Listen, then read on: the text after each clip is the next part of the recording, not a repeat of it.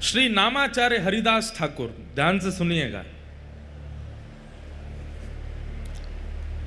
स्वामी श्री हरिदास जी महाराज जिन्होंने श्री कुंज बिहारी लाल जी को प्रकट करके हम सबको दर्शन का सौभाग्य प्राप्त किया,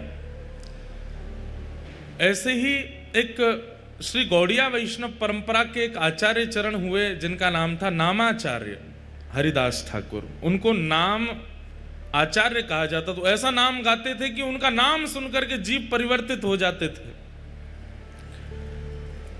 और आश्चर्य की बात, जैसे सालबेग अपने पूर्व भाव से मुस्लिम हैं, ऐसे ही श्री हरिदास ठाकुर भी पहले एक यवन कुल में जन्मे, लेकिन उन पर नाम का ऐसी कृपा हुई, ऐसा प्रभाव हुआ कि नाम का स्मरण करते करते उन्होंने कितनों का आचरण, कितनों का उद्धार कर दिया। तो उनके विषय में एक कथा आती है कि एक मुस्लिम यवन राजा को पता चला कि हमारे कुल बिरादरी का ये बालक है और ये उनकी भाषा में हम लोगों को काफिर कह देते हैं, जब जिसका अर्थ अच्छा नहीं होता। उनकी भाषा में ये एक प्रकार से अशुभ शब्द है, और वो कहीं ना कहीं हरिनाम जपने वालों को, ठाकुर जी को भजने वालों को और गैर उनकी परंपरा का पालन करने वालों को वो इसी शब्द से बुलाते हैं।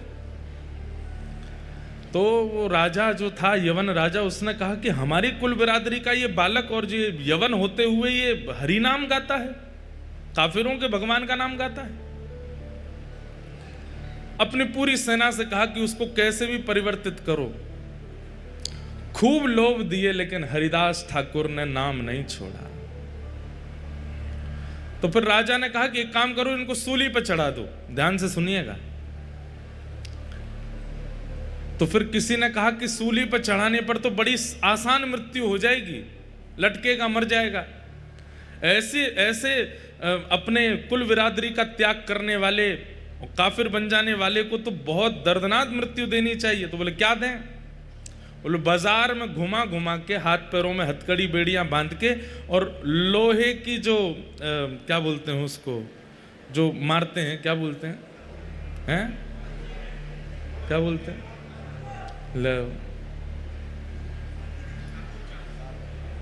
क्या बोलते हैं उसको, हैं? कौड़े। हाँ, कौड़े मारो। हम कह रहे हंटर मारे। तो कौड़े मारने की आज्ञा दी। और कौड़े भी कैसे? जो कौड़े की जो रस्सी होती उसमें इतनी बड़ी बड़ी कीलें और लगी थी। बोले भरे बाजार में सबको दिखाते हुए, ताकि दहशत बन जाए कि आज के बाद हरिनाम गाने वाला कोई भी दिख गया तो उसकी यही गति की जाएगी। ले जाओ उसको, भरे हाथों में हथकड़ियां, पैरों में बेड़ियां बांध दी, ले गए हरिदास ठाकुर को। और ले जाकर के जब कौड़े मारने लगे, कौड़े मारते हैं, हरिदास ठाकुर कहते हैं चाहे जो कर लो, हरिनाम नहीं छोड़ूंगा, मैं प्रभु नाम नहीं छोड़ूंगा।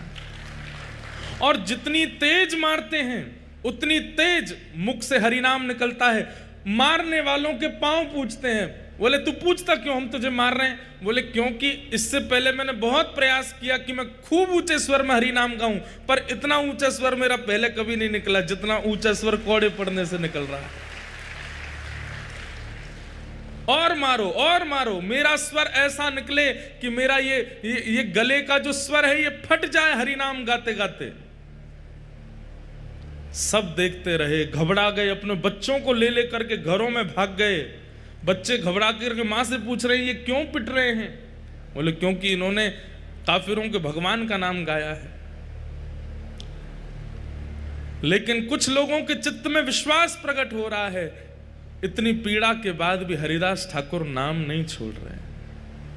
कहते हैं भगवान के सुदर्शन जी को इतना क्रोध आया, इतना क्रोध आया कि जैसे आकाश में एक सूर्य है उसी समय दूसरा सूर्य प्रकट हो गया, और वो दूसरे सूर्य नहीं है, साक्षात सुदर्शन जी महाराज प्रकट हो गए। और जैसे ही वेग से आक्रमण करने लगे उन यवनों के ऊपर, हरिदास ठाकुर हाथ जोड़ करके प्रार्थना करने लगे, हे सुदर्शन जी महाराज, इन्हें मत मारो, मैं आपके हाथ जोड़ता हूं, मैं आपके पांव पड़ता हूं, इन्हें मत मारो। सुदर्शन जी बोले, ये इतनी पीड़ा दे रहे हैं, हरि भक्त को, हरिनाम गाने वाले को तुम्हारा क्या अपराध है? तुमने इनका धन नहीं चुराया, तुमने इनका कुछ नहीं लिया, तुम केवल हरिनाम अपनी कुटिया में बैठ करके, और ये इतनी पीड़ा दे रहे हैं तुम्हें। सुदर्शन जी महाराज बोले, इनको जला करके भस्म कर दूंगा, दूर दूर तक दिखाई नहीं देगा कोई भी यवन। हरिदास ठाकुर कहते हैं, महाराज ये कलयुग है, ये सतयुग नहीं है, ये त्रेता नहीं है, ये द्वापर नहीं है। सतयुग त्रेता द्वापर में, हे सुदर्शन जी महाराज, आपने खूब उद्धार किया है, अब उद्धार नहीं, अब तो स्वीकार करना है सबको। मैंने आज तक जितने भी नाम जप किए हैं, उन सब नामों का प्रभाव, उन सब नामों का फल इन यवनों को दे दो, जैसे मैं यवन कुल का होकर के आज हरि नाम गा रहा हूं। हे सुदर्शन जी महाराज, आप अपनी कृपा दृष्टि से अगर इनको देख लेंगे तो ये भी हरि नाम गाने लगेंगे। अब उद्धार नहीं करना है, अब तो स्वीकार करना है। उनके ऊपर कलंक लगाने के लिए, अब ये मारपीट से नहीं नाम छोड़ रहे थे, तो फिर दूसरा उपाय अपनाया। क्या उपाय अपनाया?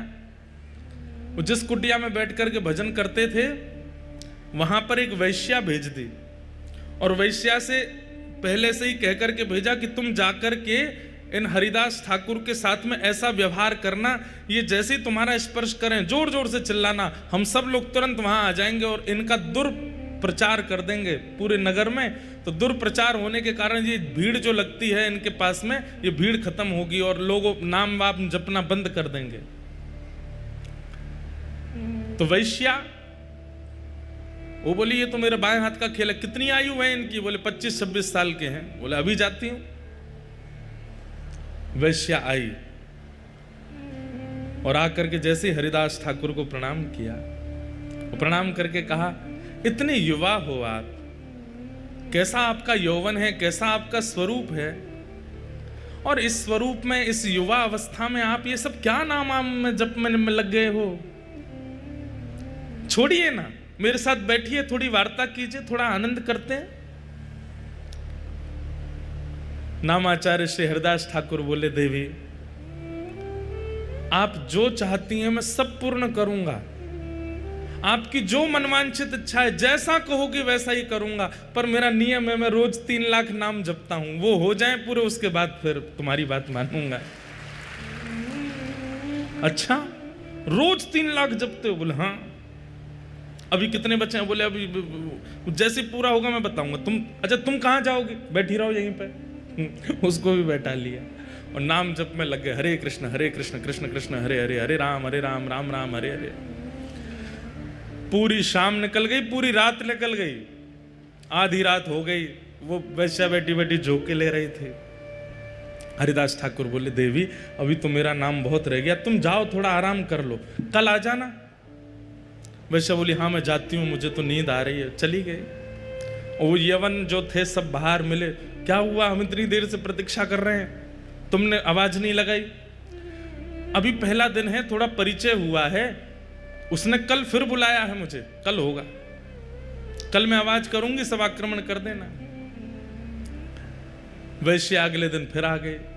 जैसे ही आकर के बैठी, हरिदास ठाकुर नाम जप कर रहे थे, तुरंत आकर के बैठी, अरे अब छोड़िए ना, क्या भजन कर रहे हैं? देवी कल के 3 लाख तो सुबह पूरे हो गए, आज के 3 लाख अभी चल रहे हैं, पहले ये पूरे हो जाएं, इसके बाद मैं तुम्हारी बात सुनूंगा ना। दूसरा दिन हुआ, वैश्य आकर के बैठ गई, छोड़िए ना भजन, क्या कहे? बोले 3 लाख नाम रह गए, थोड़ा सा और कर। हरिदास ठाकुर पता है क्या करते हैं? उसको तो बोल देते हैं कि मेरे 3 लाख नाम रह गए, तू बैठ, और नेत्र बंद करके ठाकुर जी से प्रार्थना करते हैं, मेरे प्रत्येक नाम का फल ये वैश्या का मन परिवर्तित हो जाए, इसके मन में जो भाव, जो व्यवहार, जो विचार हैं, ये आपकी हो जाए नाथ। ये जितना प्रयास मुझे रिझाने में कर रही है, उतना प्रयास आपको रिझाने में करने लगे। हे नाथ, मेरे नाम का पूरा फल इसको मिल जाए। पहले 3 लाख नाम उसके सामने कर लिए, दूसरे दिन के 3 लाख नाम, 6 लाख नाम तो उसने बैठे बैठे सुन लिए। तीसरे दिन फिर बुलाया, बोले कि आज भी बहुत जप हो गया, कल तो निश्चित तुम जो कहोगी वही होगा, कल आ जाना। बंधुओं, वो वैश्या 2 दिन से 6 लाख नाम सुन रही है, और आज स्थिति ये हुई कि जैसे ही वो रात्रि में बैठी अपने घर जाकर के सोने लगी, उसको नींद नहीं आती है, और अपने द्वारा किए गए सारे पापाचार उसको दिखाई देने लगे। ये तन मुझे उपभोग करवाने के लिए मिला, इस तन को मैंने कितना उच्छिष्ट बना दिया, केवल लोक रंजन के लिए इसका श्रृंगार किया, लोक रंजन के लिए खा पिला करके इसको बड़ा किया। अरे इस तन से यदि हरिनाम किया होता, कहां वो श्री हरिदास ठाकुर 2 दिन से मैं रोज प्रयास करती हूं कि वो कैसे भी मुझ पर आकृष्ट हो जाएं, लेकिन ऐसा क्या है उस हरिनाम में कि उसको छोड़ते नहीं है वो। आज तीसरे दिन आकर्षण करने के लिए नहीं गई है, आज तीसरे दिन वो ये देखने गई है ऐसा क्या है हरि नाम में जो मेरे सौंदर्य भी फीका लग रहा है हरिदास ठाकुर को। तीसरे दिन फिर पहुंच गए, हरिदास ठाकुर, अरे देवी आप आ गए, हाँ मुझे पता है आपका 3 लाख नाम रह गया है ना, वही करोगे आप तो। हाँ देवी, और एक और बात, वो क्या, मैं महीने में 1 करोड़ नाम जपता हूं। तो वैश्या बोली 3 लाख के अनुसार तो 90 लाख ही होने चाहिए आपके नाम, ये 1 करोड़ कैसे हो जाते हैं? बोले क्योंकि महीने के विश्राम दिनों में 3 लाख में मैं कुछ बढ़ोतरी करता हूं, थोड़े जोड़ जोड़ के करता हूं, ताकि महीने के विश्राम तक 1 करोड़। सुन रही है, कह रही ऐसा क्या है इस नाम में? हरिदास ठाकुर बोले अच्छा बैठो तुम भी करो। और जैसे ही उसने हरिनाम गाना शुरू किया, नेत्रों से अविरल अश्रुधार गिरने लगे, रोम रोम कंपायमान होने लगा, अपने सारे पाप उसको दृष्टिगोचर होने लगे। अब तो उसे ये चिंता होने लगी कि मेरा उद्धार कैसे होगा, मैं इतनी पाप कर्म कर चुकी हूं, कितने महात्माओं को बर्बाद कर चुकी हूं, कितने लोगों के घर उजाड़ चुकी हूं, अपने इस तन को मैंने कितनों को बेच दिया, अब मेरा उद्धार कैसे होगा? चरण पकड़ लिए हरिदास ठाकुर के, बोले मुझ पर कृपा करो। अब मैं आपसे केवल एक ही कामना करती हूं कि नाथ आप कृपा भर के मुझे देखो ताकि मेरा उद्धार हो। चरणों में गिर गई, बोले मुझ पर कृपा करो। हरिदास ठाकुर बोले देवी अब जो मेरी निष्ठा है वो तुम धारण करो, मैं अब कहीं और जाकर के भजन करूंगा। इस कुटिया में मैंने लाखों करोड़ों नाम जप किए हैं, अब तुम इस कुटिया में रहो और यहां रह करके नाम जप करो। हरिदास ठाकुर वो कुटिया, अपने भजन की कुटिया उस वैश्या को दे दी, और वहां बैठ कर के वो वैश्या ऐसा नाम करने लगी, ऐसा नाम करने लगी, जिस वैश्या का मुख देख करके संत जन मुंह फेर लेते थे और सोचते थे कहीं हमारे पाप नष्ट नहीं हो जाए। आज उसी वैश्या के भक्त बनने पर उनकी कुटिया के बाहर संतों की भीड़ लगती है। क्यों?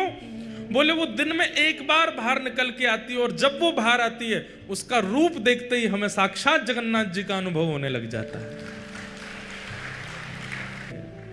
आज वही वैश्या जिसकी सुंदरता काम प्रकट करती थी, आज उसकी सुंदरता भक्ति प्रकट कर रही है। ये भजन का प्रभाव है, ये नाम का प्रभाव है।